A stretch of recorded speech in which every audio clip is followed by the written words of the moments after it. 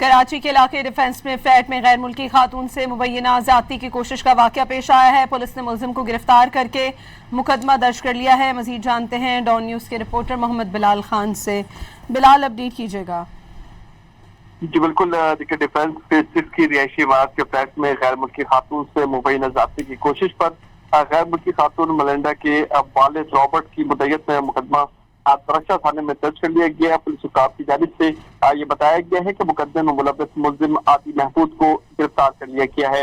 F I R کے مطابق واقعہ 17 جولائی کی رات پیش آیا، جس پر جو خاتون ہیں ان کی جانب سے یہ بھی بتایا گیا کہ عادی محمود گھر چھوڑنے آیا تھا، میں نے اسے مشروب کے لیے گھر آنے کی اجازت دی، جس پر مشروب پینے کے بعد میں سو گئی۔ مبینہ تمام تر یہ زیادتی کا واقعہ پیش آیا ہے۔ مزاحمت اب بھی خاتون کی جانب سے کی گئی۔ اب جو ہے یہ بتایا گیا ہے کہ واقعے کا مقدمہ درج کر لیا گیا ہے۔ خاتون کا طبی معائنہ کر کے فورنسک شواہد کے لیے نمونے بھی حاصل کر لیے گئے۔ بہت شکریہ محمد بلال خان آپ کا۔